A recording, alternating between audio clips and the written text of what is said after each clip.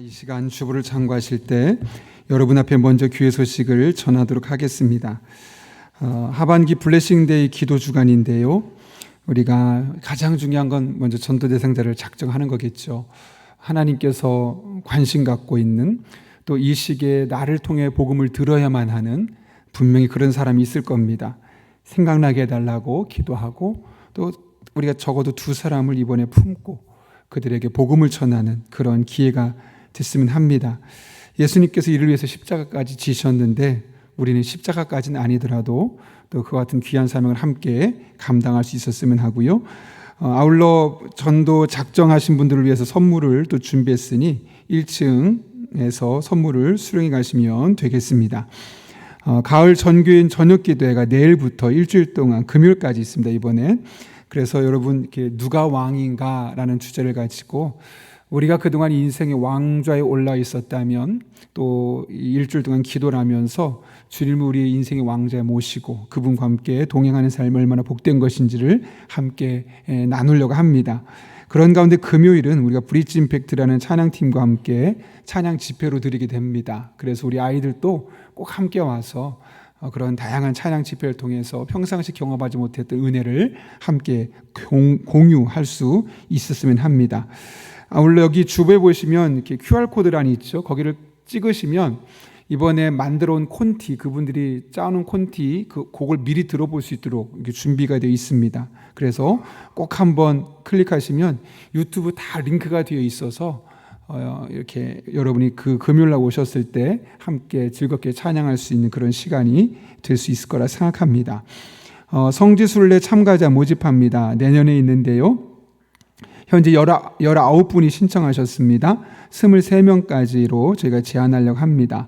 너무 많으면 이동하는데 좀 어려움이 있어서 그러니 원하시는 분들은 곧 신청해 주시기를 부탁드립니다. 신해산 산악회가 10월 18일 돌아오는 토요일이죠. 부소산성에서 트레킹이 있습니다. 잘 기억해 주시고 또 이와 같은 사랑의 교제에 관심 있으신 분들은 적극적인 참여를 부탁드립니다. 사랑의 성미 드리는 손길이 있습니다. 범사의 감사로 편학부 만수 집사님 사랑의 성미를 드렸습니다. 더 자세한 내용은 여러분 주불 참가하시되 한 가지 기억할 것은 이제 1부 예배 끝났으니까 오늘 이렇게 나는 일정 다 끝났어 하지 마시고 또 10시에는 2부 예배를 우리 용인 실내체육관에서 예배를 드리지만 또 그곳에서 우리가 이후에 11시부터는 점심도 먹고 또 함께 운동하면서 어린아이들과 어른들이 함께 이렇게 어우러지는 그런 사랑 한마당을 하려고 합니다. 그러니 적극적으로 참여해 주시고 다 참석 못하셔도 됩니다. 가서 잠깐이라도 함께 교제하고 또 오실 수 있도록 그렇게 시간을 내어주시면 감사하겠습니다. 더 자세한 내용은 주부를 참고해 주시고 이 시간 하나님께서 하나님 앞에 기도하고 말씀 나누도록 하겠습니다. 거룩하신 아버지 하나님, 오늘 우리를 불러주신 은혜를 감사를 드립니다. 말씀을 듣는 이 시간 우리들의 마음의 문을 열어주시고 선포되는 말씀은 가슴에 새겨지게 하시고 이 말씀이 우리들의 삶의 이정표 방향이요 또 우리들에게 하나님의 은혜가 흘러 들어오는 축복의 통로가 될 수 있도록 은혜를 더하여 주옵소서. 예수님의 이름으로 기도하옵나이다. 아멘. 우리 한번 앞뒤 좌우 있는 분 이렇게 인사해 볼까요? 우리는 한 가족입니다. 이렇게 한번 인사해 보겠습니다. 네, 또 한 지붕 두 가족 이런 얘기 하지 마시고 우리는 한 가족입니다. 혹시 여러분 유발 하라리라고 들어보셨죠? 최근에 가장 핫한 작가 중에 하나인데 그분이 쓴 책 중에 사피엔스라는 책이 있습니다. 그러니까 죽기 전에 꼭 읽어야 할 책으로 선정될 만큼 아주 중요한 인류 역사를 총망라하고 있는데 저도 너무나 방대해서 다 읽지 못했습니다. 그런데 그 책을 읽다 보면 한 책 속표지에 저자가 직접 손으로 쓴 글이 있습니다. 물론 영어로 되어 있지만 번역하면 이렇습니다. 어느 사피엔스가 다른 사피엔스에게. 여러분 사피엔스란 말 들어보셨죠? 호모 사피엔스 이렇게 생각하는 존재 이런 의미를 갖고 있습니다. 그런데 보통 여기서는 그렇게 복잡하게 말하기보다는 그냥 사람 자체를 사피엔스라고 정의를 하고 있죠.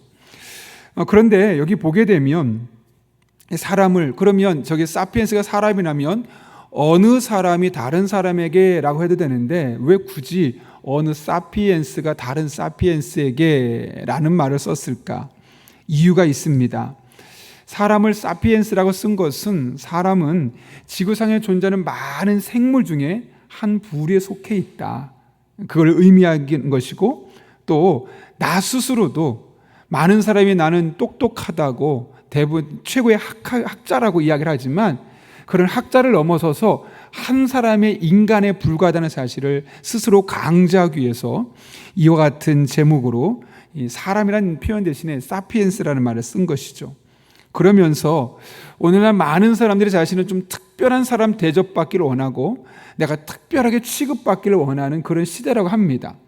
그런 시대 속에서 당신은 특별하지만 또 한편으로는 그냥 보통 일반적인 사피엔스, 그런 사람 같은 존재이기 때문에 그런 특권의식, 특별한 대접을 받는 마음을 내려놓고 오히려 다른 사람과 나는 동등한 한 사람에 불과하다라는 마음을 가지고 공동체를 함께 책임지는 그런 의식이 우리에게 필요하지 않겠느냐라는 이야기를 강조하기 위해서 어느 사피엔스가 다른 사피엔스에게 라는 제목으로 그 아래 글을 쓰게 되었던 겁니다.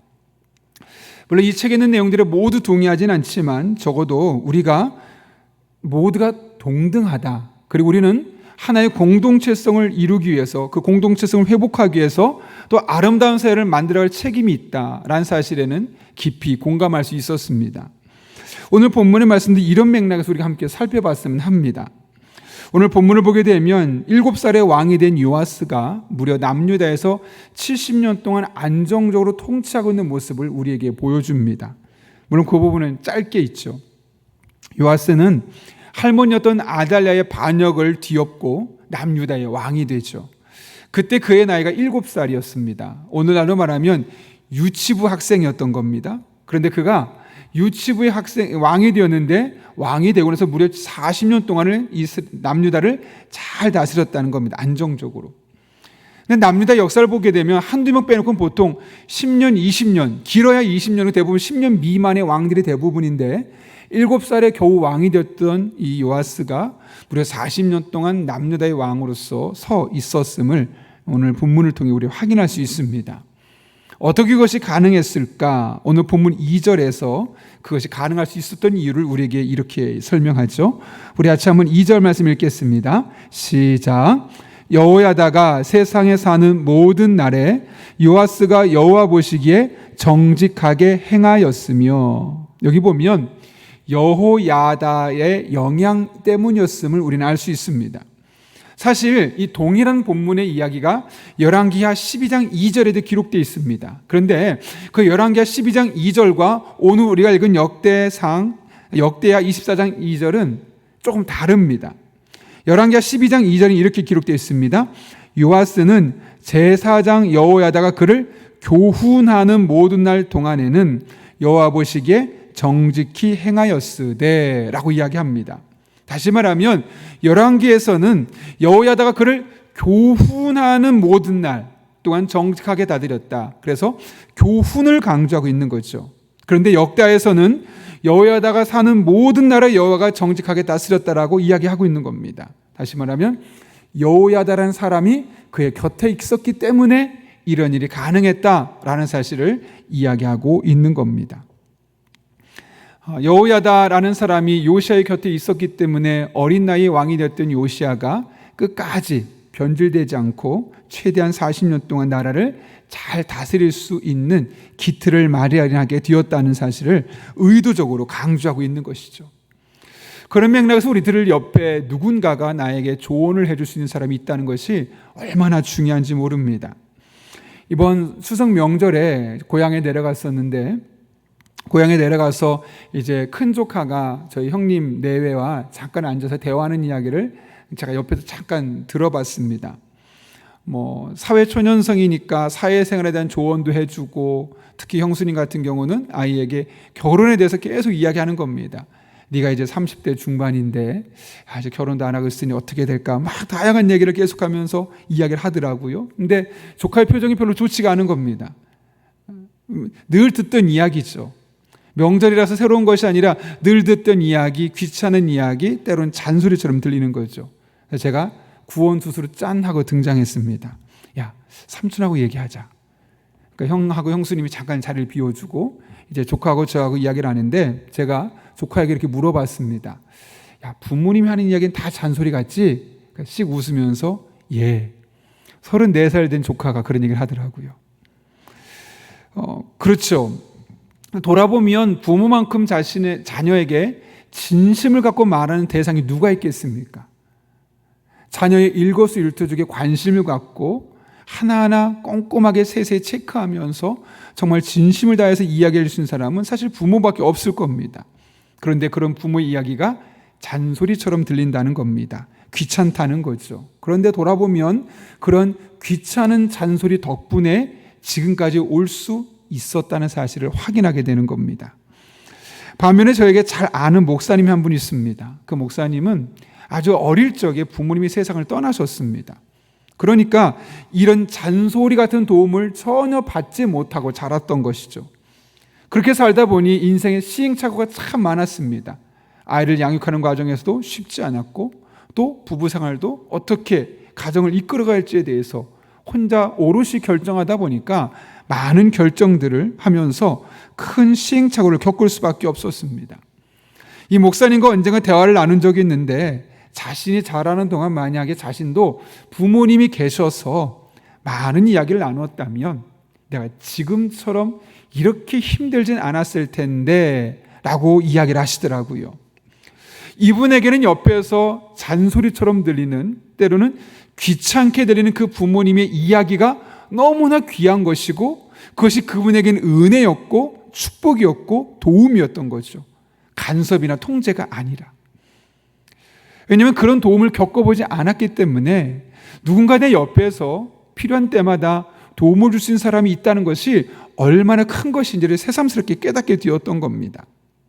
여러분, 이렇게 누군가가 내 곁에 있었기 때문에 우리는 다양한 어려움들을 생각보다 쉽게 잘 버텨낼 수 있었고 견뎌낼 수 있었고 여기까지 올 수 있었습니다. 사도 바울도 마찬가지였죠. 바울의 역사를 사역을 보게 되면 많은 일들을 감당했지만 중간중간에 어려운 일이 있었습니다. 그럼에도 불구하고 그는 이 사역들을 잘 감당해내가죠. 제자들을 세웁니다. 교회를 든든하게 세워가고 건강하게 성장합니다. 어떻게 그런 일들을 잘 감당할 수 있었을까요? 바울의 능력이 뛰어나서일까요? 물론 그것도 있지만 더 중요한 것이 있습니다.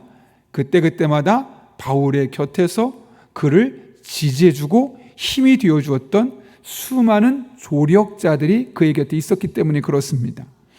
특별히 로마서 16장을 보게 되면 우리는 로마서를 보통 바울이 쓴 마지막 책이라고 이야기하는 경우가 있습니다. 그래서 그 끝부분에 보면 많은 사람에 대한 그의 격려와 또 부탁이 있는데 이렇게 기록되어 있죠.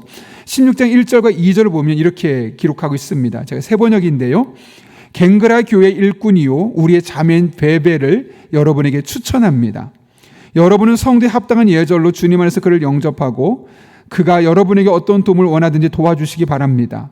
그는 많은 사람을 도와주었고 나도 그에게 신세를 많이 졌습니다. 그러니까 다른 말로 하면 사도 바울이 오늘처럼 다양한 책도 쓰고 많은 사역을 감당할 수 있었던 것은 베베라는 사람의 조력이 있었기 때문에 가능했다는 것을 이야기하고 있는 것이죠. 3절과 4절도 계속 이렇게 이야기합니다. 여러분 한번 읽어볼까요? 같이 읽습니다. 시작. 그리스도 예수 안에서 나의 동역자인 브리스가와 아굴라에게 문안하여 주십시오. 그들은 생명의 위협을 무릅쓰고 내 목숨을 구해준 사람들입니다.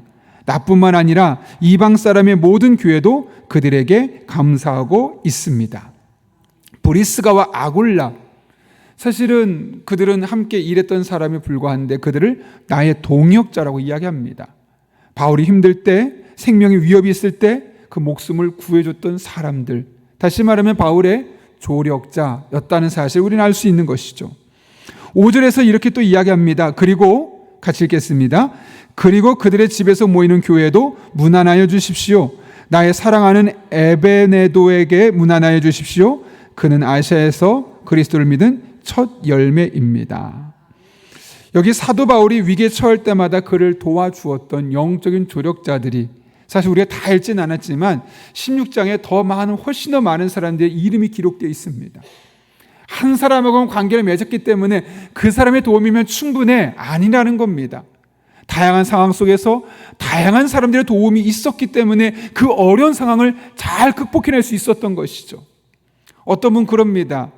내가 우리 교회 다니면서 부부가 열심히 신앙생활을 하면 내 남편, 내 아내가 내게 힘이 되어주면 됐지 뭐 더 이상 어떤 도움이 뭐가 필요해.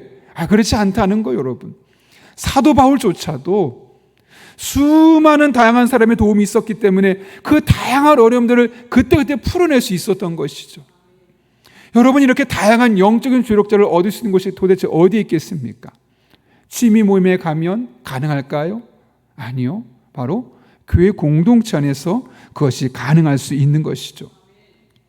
우리 주변에 신앙적으로 나에게 좋은 영향을 줄 수 있는 사람의 이 조력자가 있다는 것은 그야말로 큰 복입니다. 여러분, 신앙생활하는 목적, 교회 다니는 이유가 바로 이것 때문이죠. 영적인 조력자를 얻고 때론 내가 누군가에게 영적인 조력자가 되어주어서 함께 어려움들을 극복해 나아가는 그런 것을 경험할 수 있는 것이 바로 교회고, 이와 같은 도움을 경험하기 위해서 우리가 사실 교회 공동체에 모이게 되는 건 아니겠습니까? 물론 살다 보면 나에게 경제적으로 도움을 주는 사람이 있을 겁니다. 그것 또한 좋을 겁니다. 내가 공부만 열심히 할 수 있도록, 공부를 잘할 수 있도록 내게 누군가 도움을 줄 수 있다면 그 또한 너무나 큰 도움일 수 있지요. 그러나 이런 것들보다 훨씬 더 우선순위를 두고 확보해야 할 조력자는 바로 영적인 조력자입니다. 내 영혼이 침체되어 있을 때, 내가 좌절해 있을 때, 신앙생활 그만두고 싶을 때, 교회를 떠나고 싶을 때, 다양한 이유로 힘든 일들이 있을 때마다 내가 아무리 노력해도 나의 힘으로는 그걸 풀어갈 수가 없습니다. 그것을 도와줄 영적인 조력자들이 우리에게 필요한 것이죠. 오늘 전교인 사랑운동을 하는 이유가 무엇 때문일까요, 여러분? 누군가 보기에는 목사님 굳이 그런 예산을 왜 거기에 씁니까? 그런 예산을 더 어려운 사람들 돕는 데 써야 되는 거 아니겠습니까? 라고 하시는 분이 있을 수 있습니다. 또 운동 자체를 싫어하는 사람들은 굳이 거기까지 가서 예배를 드려야 되나, 그냥 교회에서 예배 드리고 운동이 필요하고 싶은 사람 가서 하라고 하면 되지 뭐. 또 이런 마음을 갖고 있는 사람이 분명히 있을 수도 있습니다. 마음이 불편한 분이 있겠죠. 그러나 여러분, 신앙생활에는 예배만 있는 것이 아닙니다. 함께 웃고 함께 울어줄 수 있는 영적인 조력자가 필요하죠. 그리고 그 영적인 조력자를 만들기 위해서 다양한 교제가 필요한 것이고, 그 중에 하나가 바로 우리가 온 전교인 사랑운동회로 모이게 되는 겁니다. 하나님께서 그런 모습을 참 기뻐하시죠. 오죽하면 시편 134편에서 이런 하나님의 모습이 그대로 표현되어 있는데요, 제가 좀 공동번역으로 현실감 있게 번역된 걸 읽어드리겠습니다. 이다지도 좋을까, 이렇게 즐거울까, 형제들 모두 모여 한데 사는 일. 아론의 머리에서 수염 타고 흐르는 옷깃으로 흘러내리는 향긋한 기름 같구나. 헤르몬 산에서 시온산 줄기를 타고 굽이굽이 내리는 이슬 같구나. 그곳은 야훼께서 복을 내린 곳, 그곳은 영생이로다. 이다지도 좋을까, 이렇게 즐거울까. 우리가 그렇게 함께 교제하면서, 운동하면서, 대화하면서, 음식을 먹으면서 하는 그런 모든 행동, 하나님 보시기에 이다지도 좋을까, 이렇게 즐거울까 고백할 수 있는 그런 현장임을 우리에게 말씀하고 있는 것 아니겠습니까? 이번 전교인 사랑운동회가 우리 이 사랑운동회를 통해서 우리 교회 공동체가 이런 공동체성을 다시 한번 회복하고, 또 하나님의 마음을 시원케 하는, 또 즐겁게 하는 그런 영적인 공동체로 거듭날 수 있기를 예수님의 이름으로 축원합니다. 그런가 하면 이 요아스를 향한 여호야타의 영향력은 더 깊은 부분에까지 미치고 있음을 보게 됩니다. 오늘 본문 계속되는 말씀 보게 되면 요아스가 결혼을 해서 자녀를 낳은 사건을 언급하죠. 그런데 그 결혼이 어떻게 성사되고 있습니까? 그 요아스의 결혼을 누가 계획하고 누가 주도하고 있습니까? 여호야다입니다. 오늘 본문 3절의 말씀 같이 읽겠습니다. 시작. 여호야다가 그를 두 아내에게 장가들게 하였더니 자녀를 우리 성경에는 그냥 자녀를 낳았더라. 한 명이 난 것처럼 보이죠. 그런데 원문을 보고 세번역을 보면 이렇게, 원문을 그대로 번역한 세번역을 보면 이렇게 되어 있습니다. 같이 한번 다시 읽겠습니다. 시작. 여호야다는 왕에게 두 아내를 추천하였다. 왕과 그 두 아내 사이에서 아들, 딸들이 태어났다 라고 이야기합니다. 아들들과 딸들로 원문은 더 정확하게 번역하고 있죠.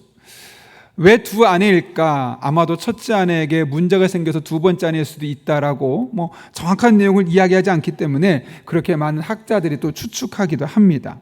어찌되었든 요시야가 결혼하는데 누가 그 결혼을 주도하고 있느냐? 누가 배우자를 결정했냐? 여호야다가 결정했다는 겁니다. 그런데 그 결정에 대해서 요시야도 왜 그렇게 했냐고 말하지 않습니다.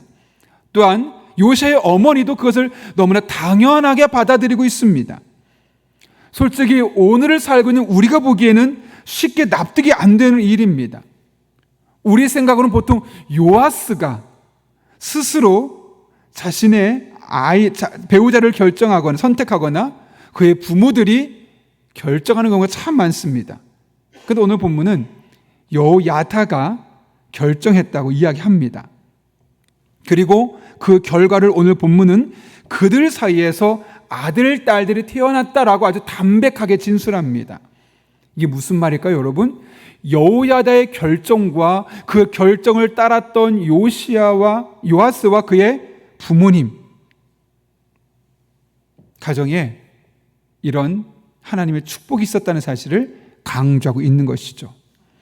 역대기 저자는 이를 통해서 배우자를 선택하는 기준이 무엇이 되어야 될지를 우리에게 말씀하고 있죠. 그 기준이 무엇입니까, 여러분? 배우자를 결정할 때 가장 중요한 기준이 무엇인가요? 두 사람의 감정일까요? 아니면 우리가 둘이 결혼하면 그래도 경제적으로 좀 더 여유 있게 살 수 있어, 경제적인 부분일까요?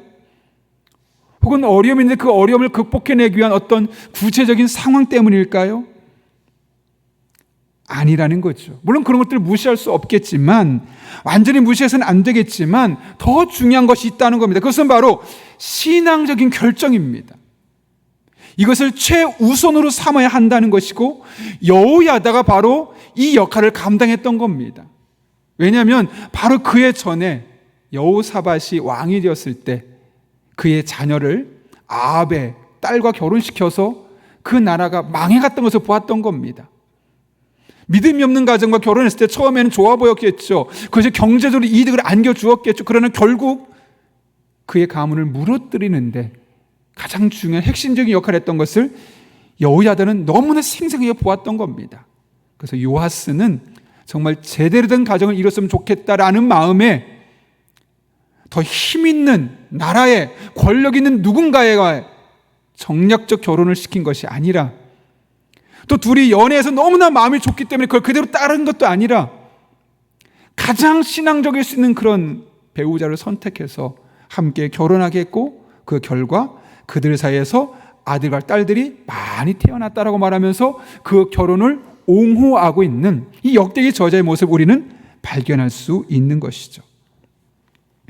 여러분, 결혼에서 배우자를 결정할 때 가장 중요한 기준은 마음과 마음이 이어지는 것도 중요하고, 경제적인 상황도 중요하고, 또 부모들의 동의도 다 중요하지만 가장 중요한 것은 바로 신앙입니다. 신앙적인 결정이 그 안에 반드시 포함되어야만 하는 것이죠. 바울이 에베소 교회 성도들에게 부부관계에 대해서 이런 말을 남겼어요. 남편들아, 아내 사랑하기를. 어떻게 사랑하라고 할 것 같습니까, 여러분? 진심을 다해라, 마음을 다해라, 다양한 방법으로 표현할 수 있겠죠. 그런데 뭐라고 표현하냐면, 그리스도께서 교회를 사랑하시고 그 교회를 위해서 자신을 주신같이 해라. 다시 말하면 예수님께서 이 땅에 오셔서 십자가에 못 박혀 죽으시기까지 희생하셨던 그 모습을 보고 네가 남편이라면 아내를 위해서 그만한 희생을 감수해야 하는 것이 진정한 사랑을 이어질 수 있다라고 이야기를 하는 겁니다. 그런데 교회를 다니지 않는 사람이, 신앙생활을 하지 않는 사람이, 예수님의 십자가의 의미를 모르는 사람이 어떻게 아내를 그런 마음으로 사랑할 수 있겠습니까? 생물학적으로 예뻐서 마음이 끌려서 호르몬 때문에 잠깐은 좋아지겠지만 그것이 끊어진다면, 그 효과가 약해지기 시작한다면 그 사랑은 점점 약해지고 흐려질 수밖에 없는 겁니다. 그러나 하나님의 사랑을 아는, 예수 그리스도의 십자가의 죽으심의 그 희생을 아는 배우자는, 그런 남편은 아내를 그렇게 할 수 없는 것이죠. 생물학적으로는 점점 아내가 늙어갈 수 있습니다. 외적으로 매력도가 떨어질 수 있습니다. 과거의 설렘이 사라질 수 있습니다. 그러나 그럼에도 불구하고, 우리의 죄가 있음에도 불구하고 십자가에 못 박혀 죽으신 그 예수님의 희생을 기억하는 사람이라면 나도 그와 같은 모습으로 나의 배우자를 사랑해야지 하는 마음으로 사랑할 수 있게 되는 겁니다. 그래서 결혼에 있어서, 배우자를 선택하는 과정에 있어서 가장 중요한 게 두 사람 사이에 마음이 통하는 것도 아니고 경제력도 아니고 바로 신앙이라는 사실을 우리는 다시 한번 확인할 수 있는 것이죠. 예전에 사역했던 교회에서 한 분이 딸이 결혼한다는 소식을 들었습니다. 그런데 고민이 있다고 합니다. 무엇이 고민입니까? 여쭤봤습니다. 따님이 결혼할 그 시댁이 흔히 말하는 다락방 2단입니다. 그래서 고민하시더라고요. 그래서 이분이 2단이니까 얘를 보내야 되나 말하나 고민하고 있구나. 이미 두 사람은 너무너무 좋다고 해서 결혼까지 다 상견례하고 났더니 그제서 안 거예요. 어떡하지? 목사님 어떻게 되나요? 제가 물어서 어떻게 하고 싶습니까? 그래도 상견례까지 했고 또 그 집이 참 잘 살아요. 그 시아버지 직업도 너무 좋고 얘도 대기업 다니고 그냥 결혼하면 편하게 잘 살 수 있고 너무너무 좋은데 딱 하나 흠이 있는데 그게 바로 2단이라는 거예요.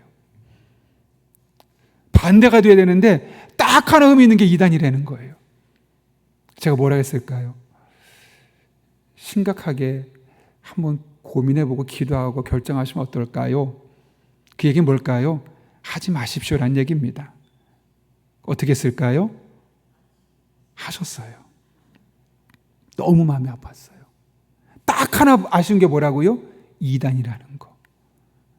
그 집이 돈도 많고 이 아이 직장도 너무나 좋고 둘이 사이도 너무 좋다는 거죠. 딱 하나 아쉬운 거, 신앙이 없는 것도 아니라 2단인데 그게 가장 뒤로 처진 거예요. 너무너무 마음이 아팠습니다. 그럼 어떤 분은 이렇게 말할 거예요. 목사님, 그럼 무조건 믿는 사람과 결혼해야 됩니까? 라고 반문할 수 있어요. 그러면 가장 좋죠. 그런데 현실적인 어려움이 있어요. 최근에 한 다른 교회 권사님이 이야기를 들었는데 그 딸도 34살이라 하더라고요. 아직 자녀가 남자친구가 없어서 걱정이래요.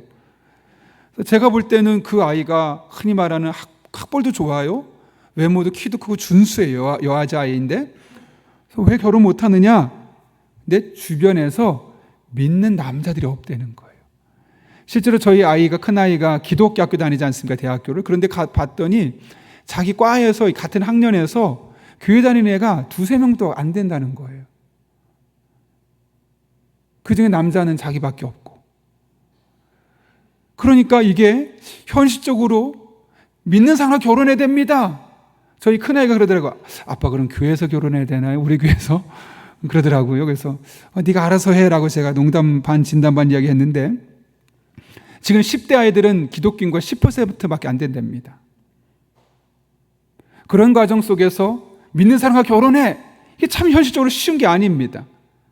그럼 그 중에 다른 사람은 아예 결혼을 하지 말아야 되는 거겠죠.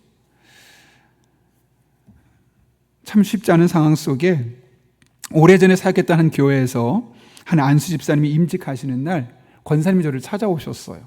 그럼 하시는 말이 목사님, 제 평생의 소원이 이루어졌어요 라고 말하는 거예요. 이 권사님의 소원은 남편이 안수 집사가 되는 거구나. 직분 욕심이 있나? 순간적으로 잠깐 생각했는데 근데 무슨 말입니까? 라고 제가 여쭤봤어요. 근데 원래는 남편이 연애할 때 교회를 안 다녔었대요. 그런데 본인은 교회를 다녔고 믿는 사람과 결혼해야 되는데 이 사람이 너무나 좋은 거예요. 그럼 어떡할까? 이 사람을 어떻게든 교회를 다니겠다. 그래서 결혼하기 전에 교회를 계속 다닐 수 있도록, 나는 교회 안 다니면 결혼할 수가 없어.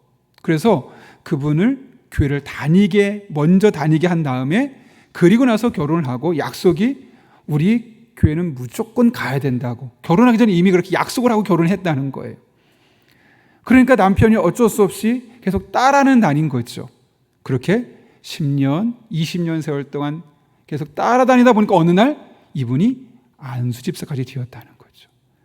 그래서 자기가 처음에 결혼할 때만 해도 이 사람이 교회를 잘 따라 나올 수 있을까? 그게 가장 큰 힘든 걱정이었었는데, 그래서 그 기도 제목이 하나님, 이 사람이 교회에서 좀 중요한 역할을 감당할 수 있도록 정말 교회 일꾼이 되게 해주십시오.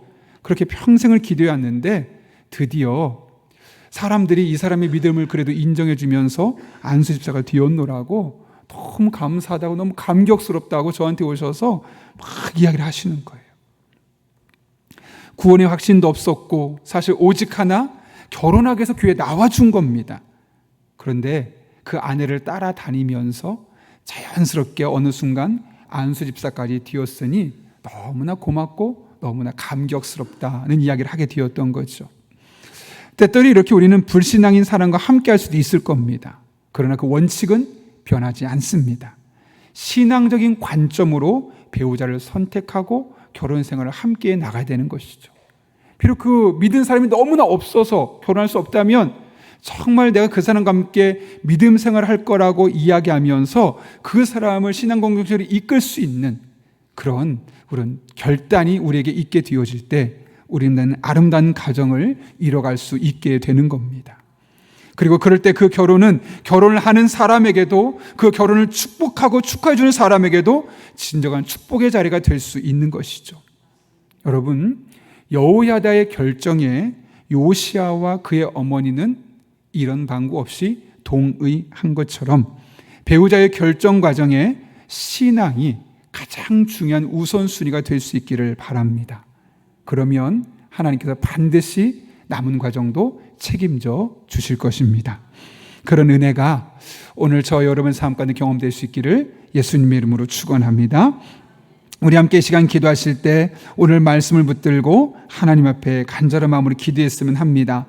특별히 두 가지 기도 제목입니다. 하나님 앞에, 하나님은 형제자매가 모여서 교제하는 것을 이다지도 좋을까, 이렇게 즐거울까 말씀하십니다. 하나님, 오늘 우리 교회가 용인 실내체육관에서 전교인 사랑운동을 하게 되는데 이것이 하나님 마음을 이다지도 좋을까, 이렇게 즐거울까 해줄 수 있는 그런 사랑의 교제 되게 해주시고 최대한 많은 분들이 참석해서 즐거운 시간 보내고 유익한 시간 보내고 행복한 시간 보낼 수 있도록 그 과정을 인도하여 주옵소서. 우리 교회 공동체가 늘 공동체를 세우기 위해서 힘쓰는 교회가 되게 도와주시고 그렇게 성도와 성도가 서로 마음을 열고 서로 대화하고 서로 소통할 수 있는 그런 믿음의 공동체가 될 수 있게 달라고 한 걸음 나아가서 우리 다음 세대를 위해 기도할 때 배우자를 선택하는 과정에 신앙이 가장 중요한 우선순위가 되게 하여 주시옵고 그것이 우리 아이들의 삶을 더욱더 복된 길로 인도해 달라고 이 같은 기도 제목 가지고 하나님의 도우심과 은혜를 구하며 함께 기도하겠습니다. 거룩하신 아버지 하나님, 오늘도 불러주신 은혜를 감사합니다. 하나님을 바라보며 믿음으로 나가는 이 시간 우리 한 사람 한 사람 사랑의 교제를 나눌 수 있는, 특별히 이 세상을 살아가면서 어려움이 있을 때마다 내 옆에서 영적으로 조력해 줄 수 있는 그런 믿음의 사람들을 만들어가며 신앙생활 할 수 있는 그런 복된 성도님들 되게 하여 주옵소서. 그럴 때 서로가 서로에게 힘이 되게 하시고 은혜가 되게 하시고 능력이 되게 하시고 다른 그 어떤 곳에서 경험할 수 없는 이 영적인 조력을 우리 용령락교회 공동체에서 경험하게 도와주시고, 그래서 힘들었던 마음, 상한 마음, 지친 마음을 함께 위로받고 함께 일어서게 하시고 함께 하나님 앞에 간증할 수 있도록 주님 은총을 더하여 주옵소서. 우리의 자녀들이, 우리의 손주들이 이제 결혼을 눈앞에 두고 많은 결정을 내릴 때가 다가옵니다. 하나님 아버지, 이와 같은 때 마음이 통하는 것도 중요하고 경제적인 이득도 중요하고 내 삶에 더 넉넉한 이 환경을 조성하는 것도 너무나 중요하지만 가장 중요한 것이 신앙이 될 수 있도록 하나님 친히 함께 해주시고 그럴 때 그 가정을 책임져 주셔서 아름다운 믿음의 가정 꾸려갈 수 있도록 하나님 아버지 은혜를 베풀어 주옵소서. 그렇게 하나님만 바라보며 하나님만 찬양하며 의지하기를 원합니다. 살아계신 아버지 하나님, 하나님의 은혜와 능력을 부어주시고 하나님 아버지 앞에 온전한 모습으로 영광을 드릴 수 있도록 주님 인도하여 주옵소서. 모든 것 주님께 맡깁니다. 올려드립니다. 하나님 아버지 축복하여 주시고 아버지 하나님 보시기 합당한 삶을 살아낼 수 있도록 우리 성도들의 삶에 친히 동행하여 주옵소서. 그렇게 함께하여 주옵소서.